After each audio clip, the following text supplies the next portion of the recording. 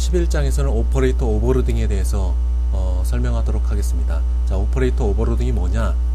오퍼레이터라는 함수를 클래스 내에 멤버 함수로 만든다. 그런데 그 함수가 여러 개가 겹쳐져 있다. 오버로딩 형태로 되어 있다 하는 내용입니다. 11장에서 나오는 오퍼레이터 오버로딩은 그동안 여러분들이 클래스에 대한 개념들을 배워왔었는데, 아마도 이 오퍼레이터 오버로딩이 클래스의 최종 완결판이라고 할 수가 있습니다. 따라서 여러분들이 꼼꼼하게 내용을 살펴보고 이해를 하고 또 응용을 할 수 있는 능력을 갖춰야 됩니다. 자, 목적입니다. 오퍼레이터 오버로딩이라는 게 무엇이냐, 그리고 코드 내에서 어떤 동작을 하고 있느냐 하는 부분들, 그리고 오퍼레이터를 만드는데 이것을 클래스 내에 어떻게 정의를 하는지, 그리고 오퍼레이터 연산자는 단항 연산자와 이항 연산자가 있다. 이 차이점을 배워보도록 하겠습니다. 또 하나, A 클래스로부터 만들어진 객체, 그리고 B 클래스로부터 만들어진 객체가 있다고 했을 때 이 두 개의 객체 사이에 어떻게 변경을 하는지, 변화시키는지, 즉 캐스팅을 하는지에 대해서도 설명을 하도록 하겠습니다. 그리고 언제 사용하고, 오버로딩 오퍼레이터 함수를 언제 사용하고 언제는 사용할 수 없는지에 대해서도 얘기를 나눠보도록 하겠습니다. 11장에서는 폰 넘버와 어레이 스트링, 데이트라는 클래스가 있습니다. 이 안에 물론 오퍼레이터 오버로딩 함수가 정의가 되어 있고요. 자, 이것을 어떻게 정의하는지, 그리고 어떻게 사용하는지 배워보도록 하겠습니다. 그리고 마지막으로 explicit라는 키워드가 있어요. 자, 여기 나와 있는 것 마냥 컴파일러가 자동으로 컨버전 해주는 것을 막아주는 역할을 해줍니다. 막아주는 역할. 그게 explicit라는 키워드가 하는 일입니다. 자, 이런 내용을 가지고 우선 개론을 한번 보도록 합시다. 오퍼레이터라는 게 있어요. 그동안에 오퍼레이터는 어떤 형식으로 써 나왔냐? 여기 보이는 것 마냥 인티저 타입 있다. 인티저 A가 있고, 그리고 인티저 B가 있어요. 자, A와 B를 더한다. 즉 인티저, 숫자를 서로 더한다는 의미. 자, 이것을 오퍼랜더입니다. 가운데 있는 것을 오퍼레이터, 양 우측에 있는 것을 오퍼랜드. 따라서 더하기는 두 개의 오퍼랜드가 있어야 하기 때문에 바이너리 오퍼레이터입니다. 이항 연산자예요. 좌우측에 있는 건 피연산자, 오퍼랜드입니다. 자, 이와 같이 여러분들은 그동안에는 인티저를 가지고 더하기 빼기를 해왔어요. 근데 11장에서는 뭘 하는 거냐? 객체들을 연산할 수 있는 오퍼레이터를 만들게 됩니다. 이렇게 타임 객체가 있다. 그리고 또 다른 객체가 있다.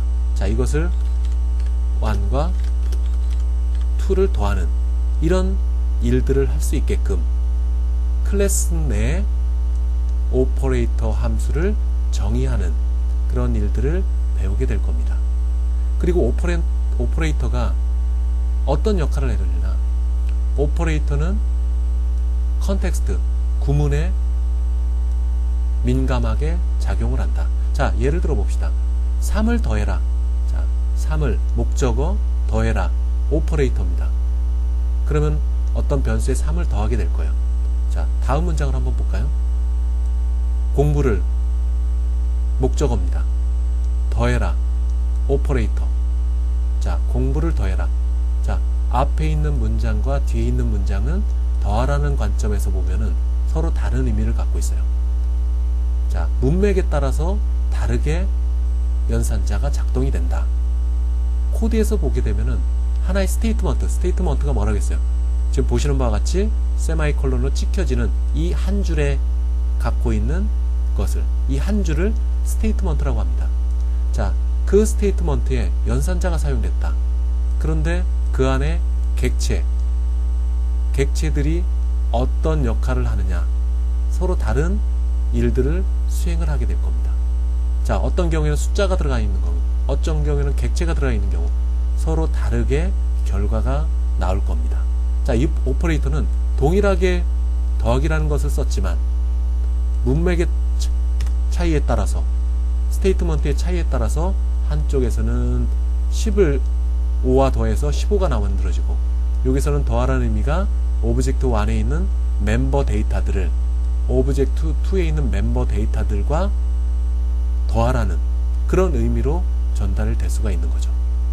더하라는 관점에서 보면 비슷하지만 실제 실행되는 과정에서 보면은 서로 다른 의미를 갖고 있습니다. 따라서 이 오퍼레이터가 이 문맥, 컨텍스트, 요 문맥의 차이에 따라서 다르게 동작이 된다.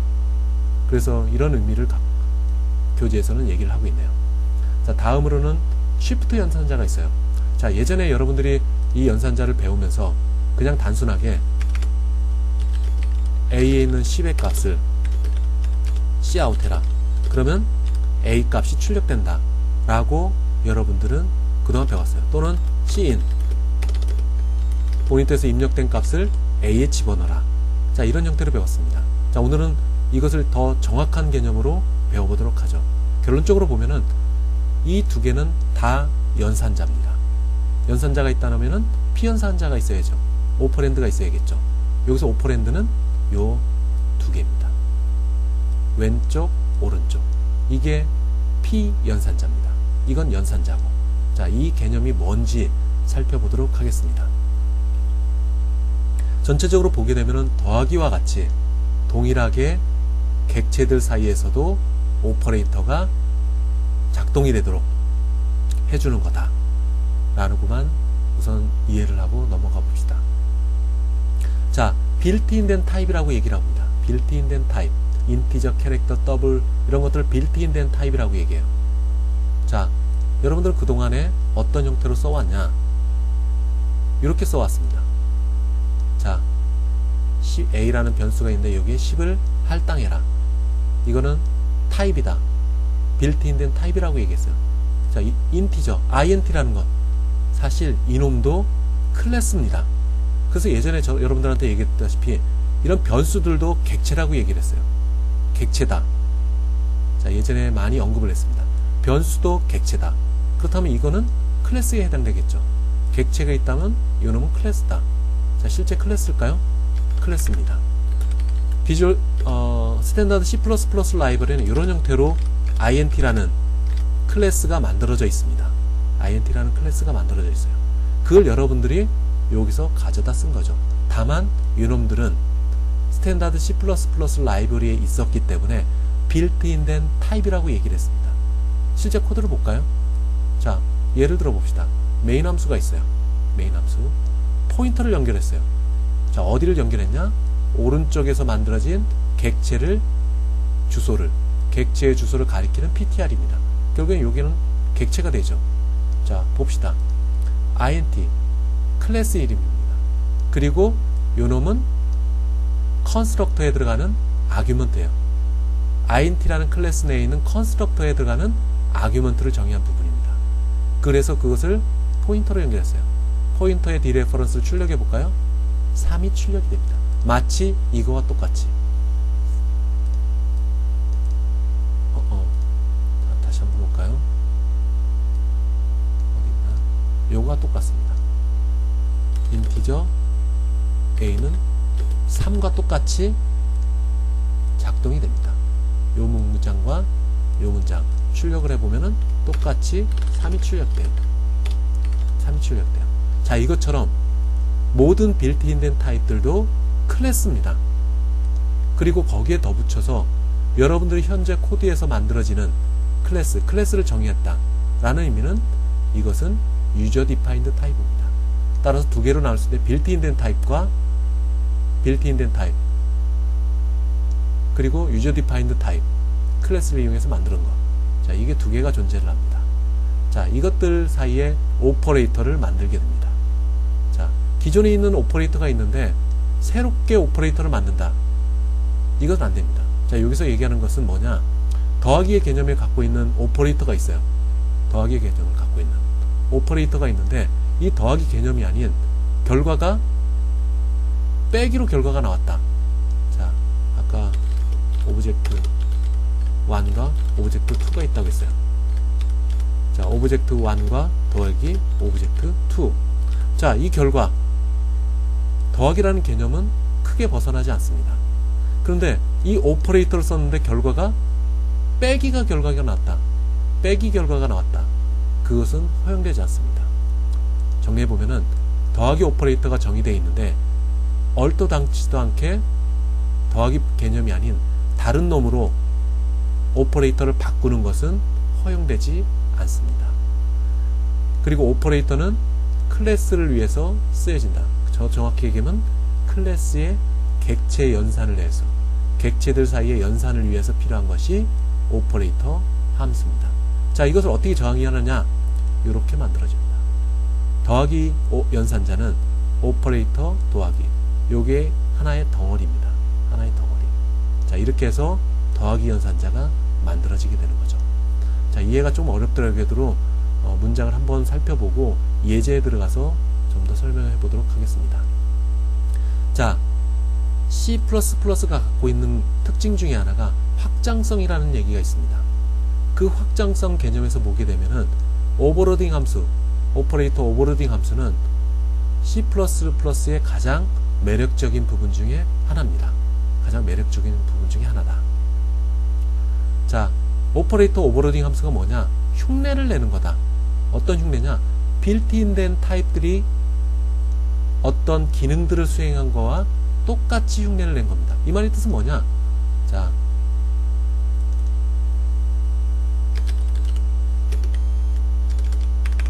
인티저 A가 10이었다. 인티저 B가 20이었다. 자, A 더하기 B. 요거와 똑같이 흉내를 냅니다. 누가? 유저 디파인드 타입인 타임이라는 클래스의 객체들이 어떻게 흉내를 내느냐? 똑같이 흉내를 내죠. 더하기 연산자. 왼쪽, 오른쪽, 왼쪽, 오른쪽, 피연산자. 그리고 그 기능, 그러니까 결과, 어떤 행위 하는 것, 더한다는 것, 여기서는 30이 나오겠죠.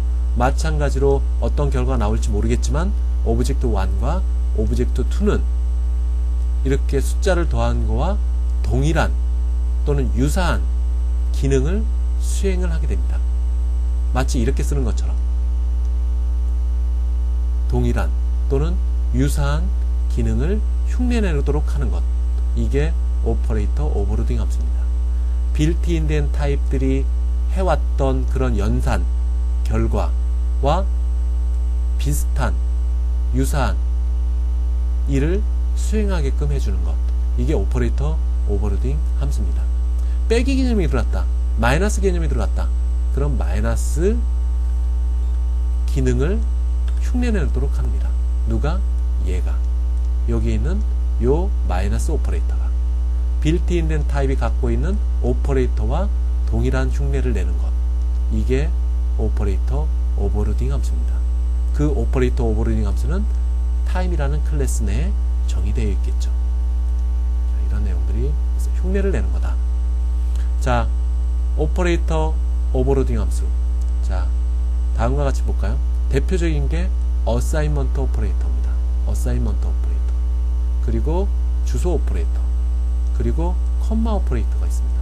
컴마 오퍼레이터는 예전에 우리가 포문을 배울 때 잠시 언급이 됐었죠. 컴마 오퍼레이터 뭐냐? 뭐 포문이나 화일문에서 어쩌고저쩌고 컴마 그리고 비교 그리고 뭐 A 값을 증감해라. 자, 이런 게 컴마 연산자입니다. 컴마 연산자, 왼쪽에서 오른쪽으로 진행을 한다. 결합 법칙. 그리고 요 수행되고 요 수행되고 요 수행된다.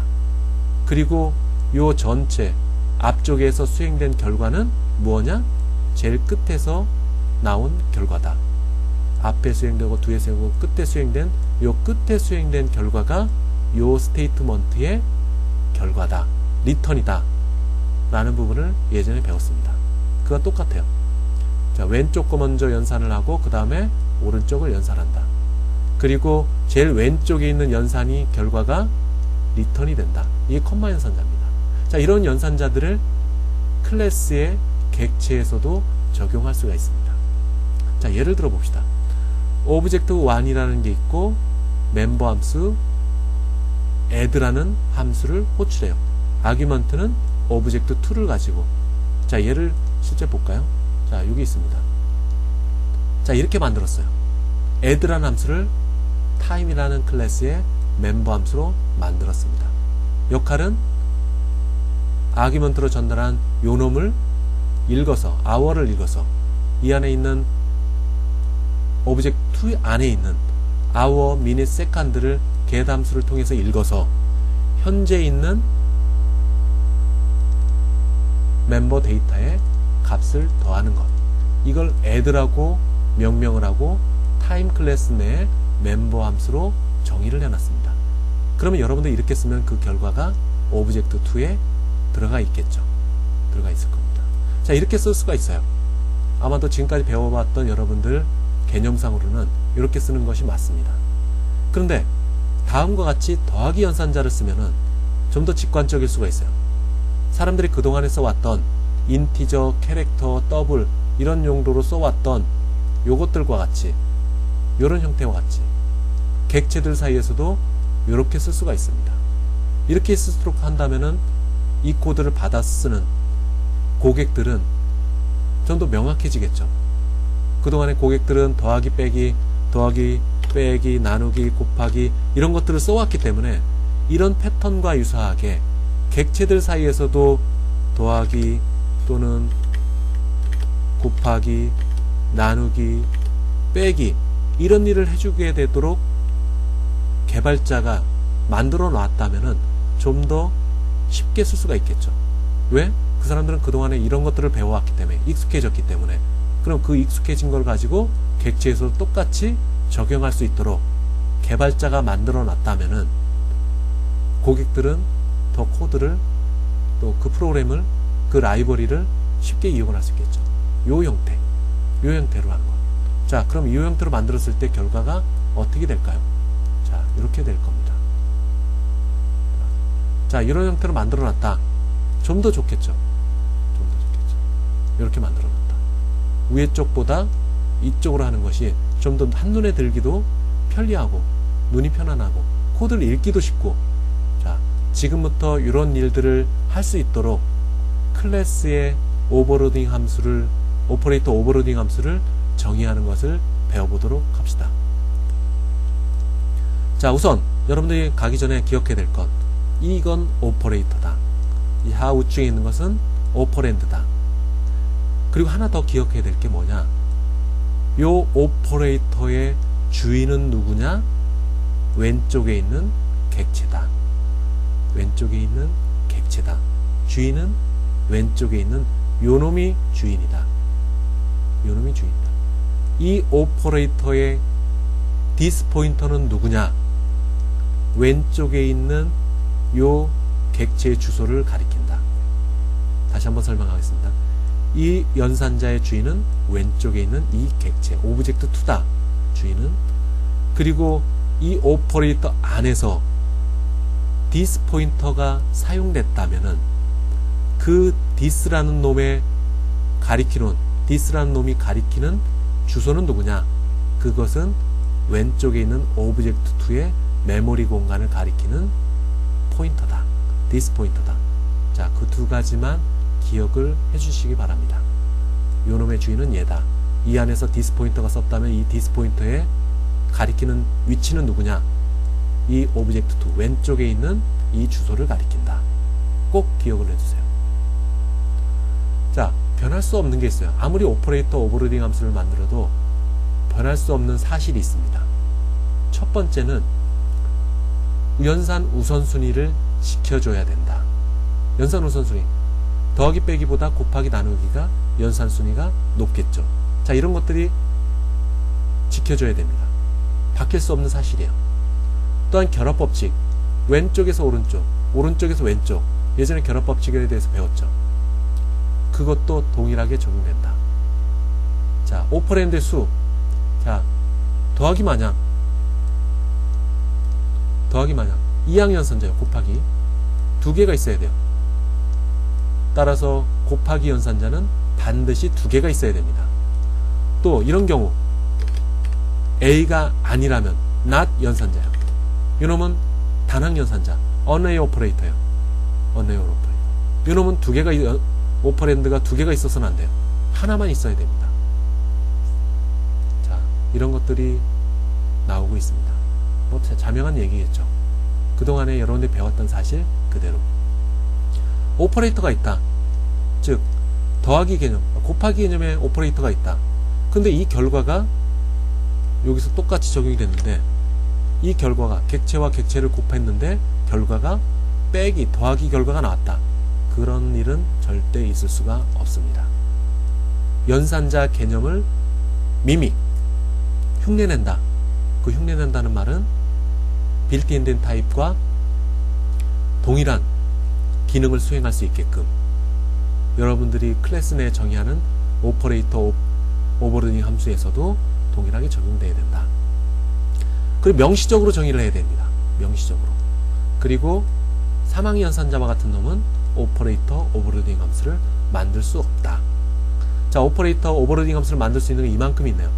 그러나 아마도 몇 가지만 여러분들이 집중적으로 사용하게 될 겁니다. 자, 이런 것들은 절대 쓸 수 없습니다. 쓸 일도 없고 뭐 필요성도 없다고 볼 수가 있네요.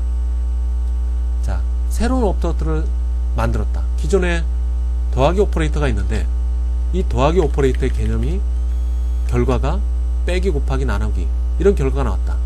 그런 경우에는 안 된다. 자, 명시적으로 선언해야 된다. 명시적으로 선언해야 된다. 명시적으로 정의를 해야 된다. 자, 이런 게 있습니다. 두 개가 있는데 오퍼레이터를 아까 얘기한 거 마냥 더하기 연산자가 있어요. 더하기 연산자를 여러분들이 클래스 내의 멤버 함수로 정했습니다. 그 다음에 할당 연산자가 있어요. 할당 연산자를 여러분들이 클래스 내에서 정의를 했어요. 두 개가 있다고 해서 1과 2 이건 안 됩니다. 이건 안 돼요. 두 개를 조합하면은 될 수도 있지만 항상 명시적으로 해줘야 됩니다. 자, 이런 더하기는 연산자를 쓰고 싶다. 그러면은 여기에 더하기 연산자를 만들어 놔야 됩니다. 논리적으로 보면은 이것은 이 두 개를 합친 거와 동일하다고 여러분들이 생각할 수 있겠지만 컴파일러에게는 명시적으로 얘기해 줘야 됩니다. 이런 오퍼레이터를 만들어라 라고 명시적으로 얘기를 해줘야 됩니다. 명시적으로 얘기를 해줘야 됩니다. 이와 더불어 이런 것도 있겠죠. 오퍼레이터 이퀄티 오퍼레이터가 있습니다. 이퀄티 오퍼레이터. 자, 이퀄티 오퍼레이터가 만들어져 있다고 해서 not equality operator, inequality operator 되느냐? 안 됩니다. 요것도 반드시 만들어줘야 됩니다. 이렇게 명시적으로 해줘야 됩니다. 명시적으로. 두 개를 유추해서 요거를 만들 수 있을 거라고 생각해서는 절대 안 됩니다. 요것 따로, 그리고 요것 따로 만들어야 됩니다. 이 문장에 이 스테이트먼트가 쓰려면은 요 오퍼레이터를 만들어 놔야 됩니다. 명시적으로 오버로딩은 안 된다. 자, 좀 더 깊이 있는 내용으로 들어가 봅시다. 자, 이제부터는 오퍼레이터를 만드는 방법에 대해서 얘기를 해보도록 합시다. 오퍼레이터를 만드는 것은 두 가지 방법이 있습니다. 첫 번째는 멤버 함수로서 오퍼레이터 펑션을 만드는 것. 두 번째로는 전역 함수로 만드는 방법이 있습니다.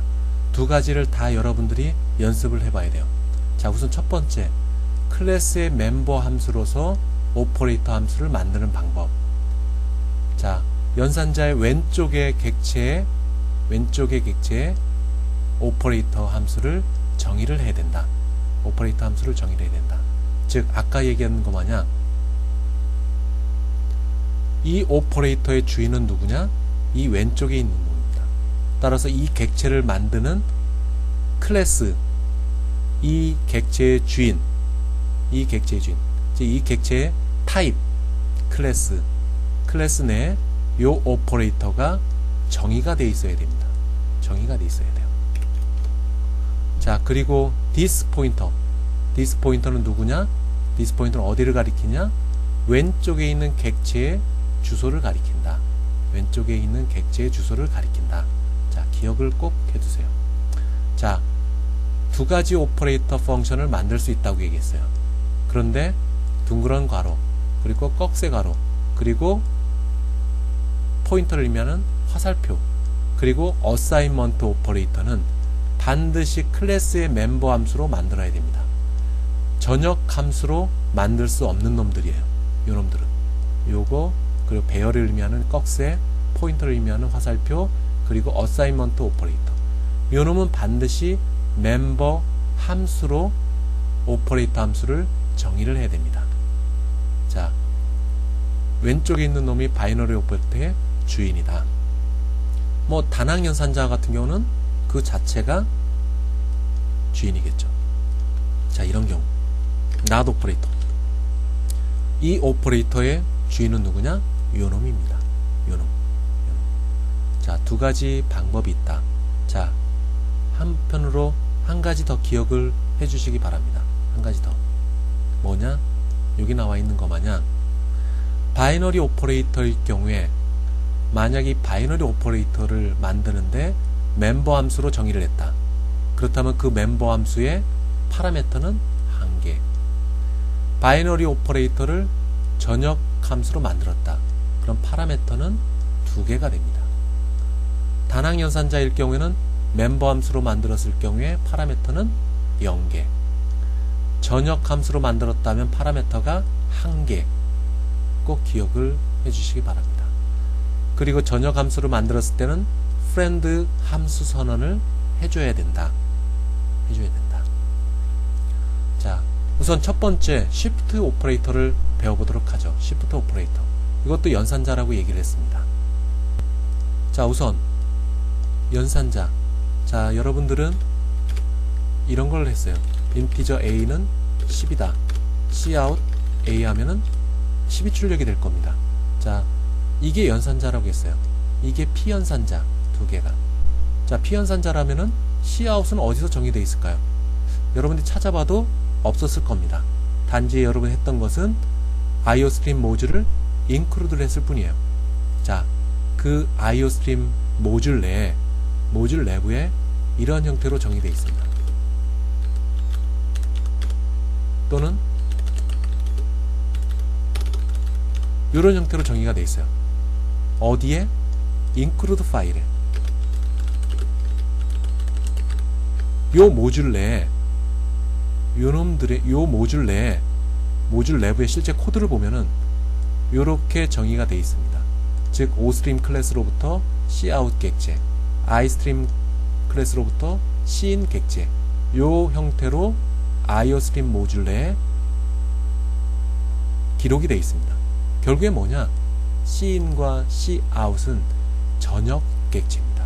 전역 객체라는 말은 프로그램 종료될 때까지 메모리 공간을 갖고 있는 놈. 그래서 여러분들이 눈에는 이런 것들을, 눈에는 안 보여도 그냥 이렇게 써왔습니다. 써왔어요. 객체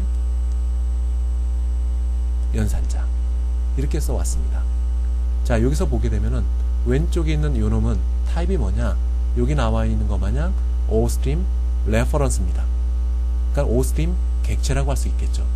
이 객체를 왼쪽 오퍼랜드에 위치를 시켜 놓은 겁니다. 따라서 oStream, iostream 모듈 내에 이런 형태로 오퍼레이터들이 정의가 돼 있어요. 오퍼레이터들이 정의가 돼 있어.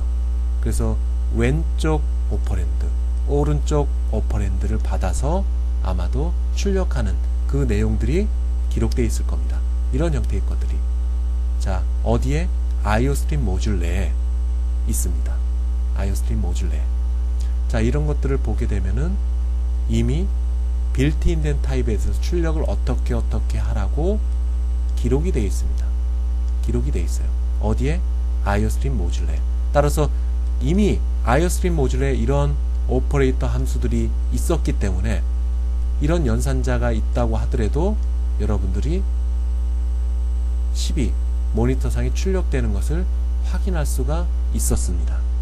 좀 더 자세히 들어보다 보면 요거는 어떻게 컴파일러가 코드를 바꾸느냐, 더 cout 그리고 a 요 형태로 바꿔줍니다. 즉 요 문장을 요렇게 바꿔줍니다. 컴파일러는. 그래서 요 함수를 호출하면은 요게 호출이 되겠죠.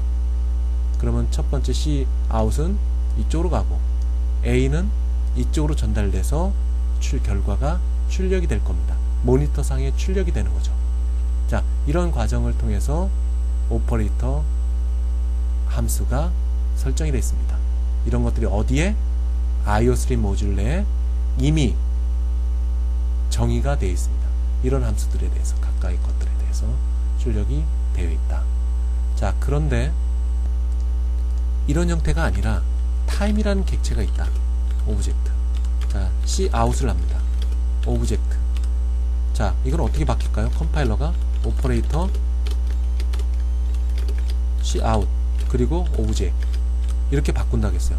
자, IOStream 모듈 내에 오퍼레이터를 정의한 함수 쪽으로 살펴볼까요? 자, cout. 자, 이 부분을 찾아갑니다. 그런데 두 번째 파라미터 타입이 타임인 파라미터가 안 보이네요. 왜 안 보일까요? 이 타임은 여러분들이 만들어준 유저 디파인드 타입이기 때문에 없는 겁니다. 없어요. 빌트인된 타입에 대해서만 오퍼레이터 함수를 만들어 놨습니다. 그 외의 것들은 없어요. 그런데 여러분들 현재 코드에서 타임이라는 유저 디파인드 타입을 가져다가 객체를 만들었어요. 이 객체는 당연히 없겠죠. 자, 없으니까 추가를 해야 됩니다. 추가를 해야 돼요. 어떻게?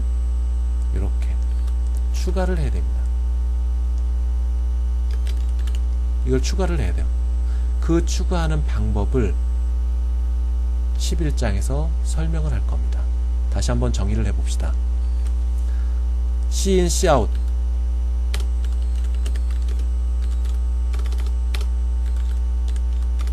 IOStream, cin 이런 일련의 것들은 IOStream 모듈에 이미 만들어 놨다. IOStream 내 IOStream은 스탠다드 C++ 라이브러리에 있는 거고. 자, 또 하나 cout, cin은 객체다. 어느 객체냐? OStream 클래스와 iStream 클래스로부터 만들어진 객체다. 그런데 이것은 전역 객체다. 전역 객체. 자, 그리고 이게 오퍼레이터라면은 컴파일러는 이렇게 바꿔줍니다. 오퍼레이터 이렇게. 그리고 왼쪽에 있는 놈을 첫 번째 아규먼트, 오른쪽에 있는 놈을 두 번째 아규먼트로 변환을 시켜줍니다. 그리고 이 부분이 완성이 되면 빌트인된 스탠다드 C++ 라이브러리에 정의되어 있는 오퍼레이터 중에 어디로 갈까요? 여기로 가서 해당되는 기능을 수행합니다. 그래서 A 값을 출력을 하겠죠. 자, 그런데 유저 디파인드 타입 타임이라는 클래스로부터 객체를 만들었어요. 이거를 출력을 하려고 해요. 그럼 이렇게 만들어지면 두 번째 파라미터 오브제입니다. 타임 클래스로부터 만들어진 거. 이게 없어요. 그럼 여러분들은 새롭게 오퍼레이터 함수를 만들어야 됩니다. 오퍼레이터 함수를 오버로딩 형태로 만들어 놔야 돼요. 자, 이렇게 똑같이요. 함수 이름이 똑같죠? 만들어서 요 기능이 수행되도록 정의를 해줘야 됩니다. 새롭게 정의를 해줘야 돼요. 정의를 해줘야 돼요. 자, 이렇게 만드는 일들을 지금부터 하게 될 겁니다. 자, 우선 전역 함수 형태로 오퍼레이터 오버리딩 함수를 만든다 라고 했을 경우에는 friend 함수로 선언을 해줘야 된다고 했어요. 근데 friend 함수를 선언하지 않고 그 함수에 있는 set 함수와 get 함수를 통해서 해당되는 private member 데이터를 접근할 수 있겠죠. 근데 이렇게 하면 우회해서 접근한다면은 아마도 수행 속도가 떨어질 수가 있습니다. 따라서 오퍼레이터 오버로딩 함수를 전역 함수 형태로 만들었을 경우에는 반드시 friend 함수로 선언을 해줘야 됩니다. 안 해줘도 상관없어요. 그러나 해주는 게 수행 속도 측면에서 유리하다. 그 예전에 friend 함수를 배울 때 얘기를 했던 겁니다. 자, 이렇게 우회하는 것보다 바로 직접 가서 프라이빗 데이터를 억세스하는 것. 자, 오퍼레이터 함수에서는 수행 속도를 증가시키기 위해서 friend 함수 선언을 해준다 라는 것을 기억을 해주시기 바랍니다. 자, 좀 더 얘기로 들어가 볼까요? 자, 더하기 연산자가 있다. 자, 상호 교환 법칙이 성립이 되겠죠. 더하기 빼기 나누기 곱하기는 가능합니다. 그리고 만약에 A라는 객체와 B라는 객체가 타입이 똑같다. 가능합니다. 타입이 똑같다면. 근데 여기와 같이 타입이 틀린 경우가 있어요. 하나는 유저 디파인드 타입의 클래스, 하나는 빌트인 된 타입의 클래스. 자, 이것은 어떻게 해야 될까요? 이 오퍼레이터의 주인인 이 클래스 내에서 더하기 오퍼레이터를 수행할 수 있게끔 함수를 만들어 줘야 됩니다. 오퍼레이터 함수를 누가 만드냐? 얘가 만들어 줘야 됩니다. 두 가지 방법이 있겠죠. 멤버 펑션, 클래스의 멤버 함수로 만들어지는 경우와 전역 함수로 만드는 경우, 두 가지 다 가능하겠죠. 이런 경우 요 더하기 연산자의 주인은 누구냐? 요 롱 인티저 타입입니다. 그런데 이놈은 이미 완전하게 설정이 된 놈들입니다. 즉, 내려서 보면 아까도 얘기했다시피 클래스, 인티저 타입 클래스가 있다고 했어요. 이 클래스 내에 멤버 함수 형태로 더하기 오퍼레이터, 즉 뭐뭐식 더하기, 이게 이미 만들어 놨습니다. 여기까지 다 만들어 놓은 거예요. 그런데 클래스 내에 더하기 오퍼레이터를 새로 하나 추가를 하겠다. 불가능합니다. 이 클래스는 이미 확정이 된 거예요. 여기에 추가는 못합니다. 즉 멤버 함수에 추가는 할 수가 없다. 빌트인 된 타입에 대한 오퍼레이터에 대해서는, 빌트인 된 타입의 클래스에 대해서는 오퍼레이터를 추가로 넣을 수가 없습니다. 새로운 타입의 오퍼레이터를 오버로딩 함수 형태로 이렇게 만들었다. 불가능합니다. 왜? 이 자체로 완전하게 결정이 나서 스탠다드 C++ 라이브러리에 들어가 있기 때문에 그래요. 그럼 두 번째 방법을 쓰는 밖에 없네요. 두 번째 방법은 전역 함수 형태로 만드는 방법. 자, 우선 위에 있는 것부터 얘기를 들어봅시다. 위에 있는 거. 자, 요 오퍼레이터의 주인은 누구냐? 얘다. 그러면 이 클래스 안에 이 더하기 오퍼레이터를 정의를 해야 되겠죠. 정의. 자, 요 코드를 봅시다. 이렇게 정의. huge int 클래스라는 클래스가 있습니다. 컨스트럭터가 있고 요게 오퍼레이터를 이렇게 만들어 놓습니다. 오퍼레이터를 만들어 놔요. 멤버 함수에. 자, 더하기 연산자는 이항 연산자라고 했어요. 멤버 함수, 클래스의 멤버 함수로 오퍼레이터를 만들었다. 그럼 파라미터는 한 개입니다. 파라미터는 한 개.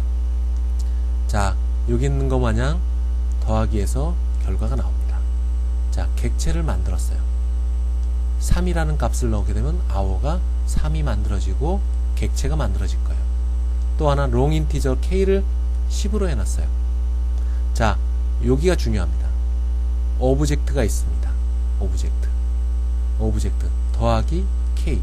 하나는 huge int 클래스라는 타입으로부터 만들어진 객체.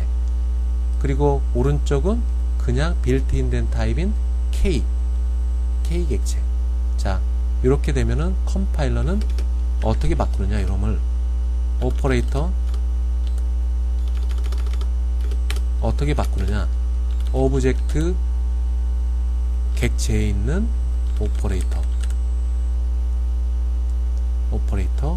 더하기, 그리고 아규먼트는 k, 요 형태로 바꿔줍니다. 컴파일러는. 여러분 눈에는, 여러분들 실제는 이렇게 썼지만 컴파일러는 이렇게 바꿔져요. 더하기의 주인, 주인이 오퍼레이터 더하기입니다. 그리고 오른쪽에 있는 k가 이렇게 되는 거죠. 그럼 누구를 호출하냐? 얘를 호출하는 거죠. 함수 이름은 여기까지입니다. 함수 이름은 여기까지. 요 놈을 호출해요. 그럼 k가 right로 가서 right에 있는 hour는 어디 있나요? 오브젝트의 hour입니다. 오브젝트의 hour. 값을 더해서 결과를 리턴을 하게 돼요. 그래서 출력이 될 겁니다. 자, 이렇게 하는 방법. 자, 만약에 여러분들이 이것을 멤버 함수로 오퍼레이터를 만들지 않고 전역 함수로 오퍼레이터를 만들었을 경우 어떻게 볼까요? 다음 예제가 있네요. 자, 이렇게 만듭니다. 자, 클래스 박 전역 함수로 오퍼레이터를 만들었을 경우 이항 연산자는 파라미터가 하나, 두 개가 됩니다. 두 개가 돼요. 두 개가 돼요. 두 개가 돼요. 자, 그런데 요놈에 있는 이 객체에 있는 our private member 데이터요. private member 데이터. 이것에 접근하기 위해서 어떻게 했나요? friend 함수 선언을 해줬습니다. 어디에? 오퍼레이터 더하기에. 이 함수에 friend 선언을 해줬어요. 그럼 요 함수가 요 클래스 안에 있는 private member 데이터 접근할 수 있겠죠. 자, 이렇게 접근했습니다. 그리고 right 쪽에 있는 값을 더해서 리턴을 해주게 됩니다. 리턴을 해줘요. 자, 이런 경우는 컴파일러가 어떻게 바꾸느냐? 오퍼레이터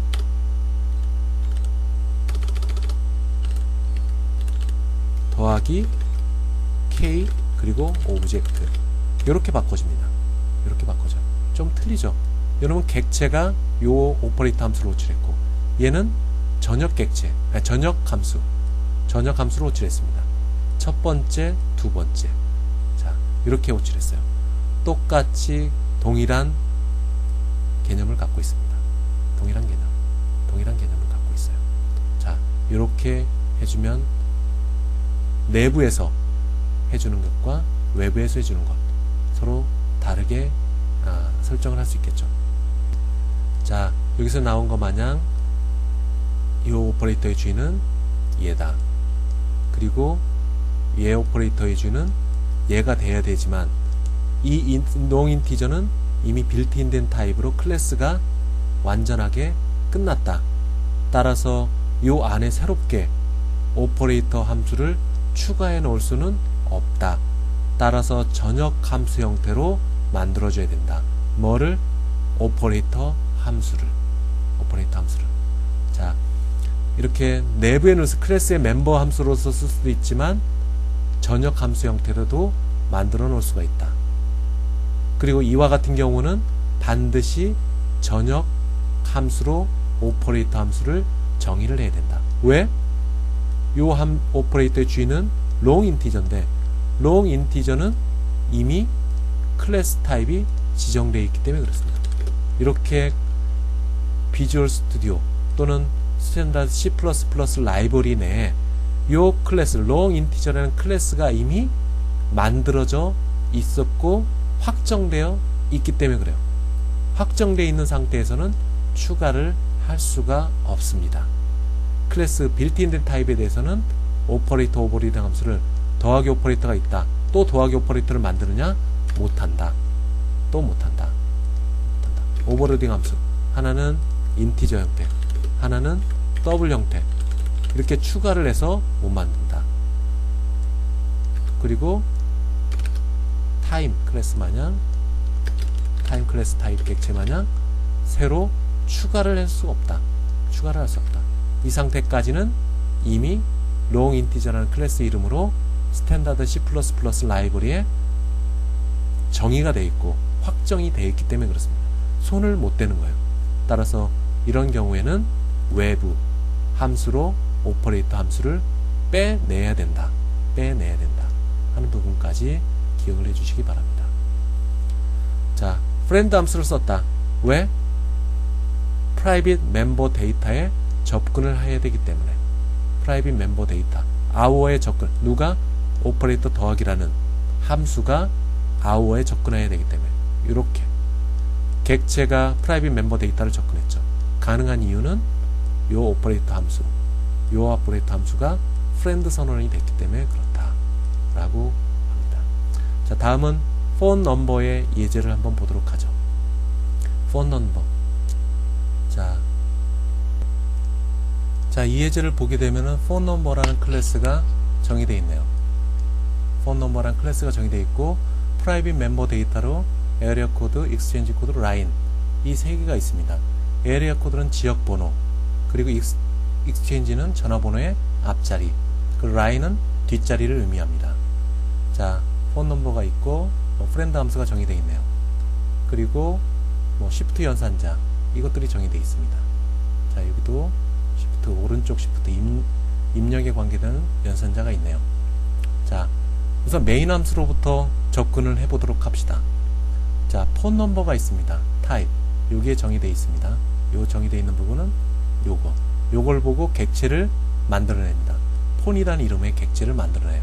그러면 지난번에 설명했던 것과 같이 메모리상에 이렇게 만들어질 겁니다. 이렇게 만들어질 거예요. 다음, 자, 쭉 지나가서 scene 입력을 하라고 합니다.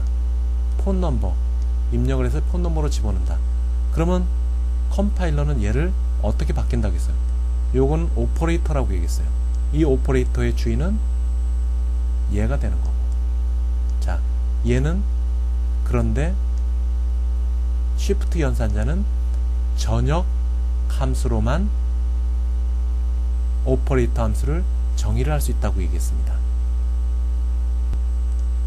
자, 그러면은 컴파일러는 얘를 어떻게 바꾼다고 했어요?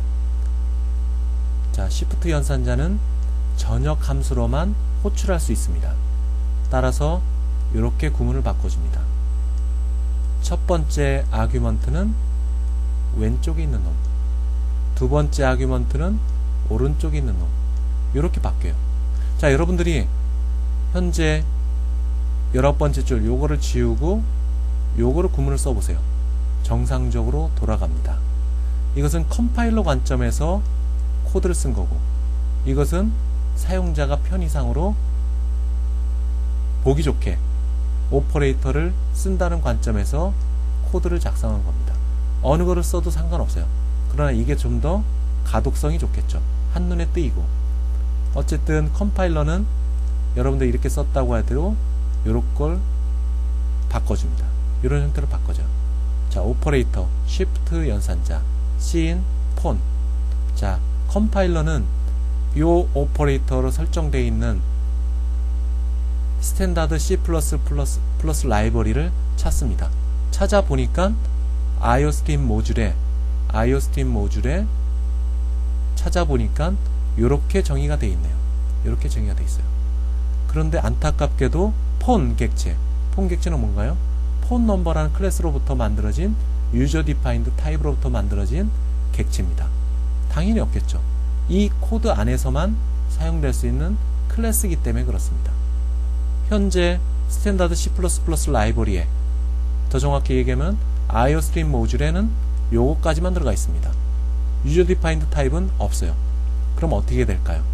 새롭게 정의를 해야 되겠죠. 자, 정의를 해볼까요? 여기 있네요. 여기. 자, 요 놈은 누가 왔나요? 첫 번째 아규먼트 scene이 넘어갔습니다.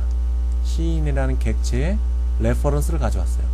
폰 넘버는 뭐였나요? 폰이라는 객체 이름으로 왔네요. 폰이라는 객체 이름으로 왔습니다. 그걸 또 레퍼런스로 받았네요. 자, 여기서 하는 일이 뭐냐? 자, 이것은 무슨 의미를 갖고 있느냐? 사용자가 입력을 어떤 형태로 하느냐? 자, 031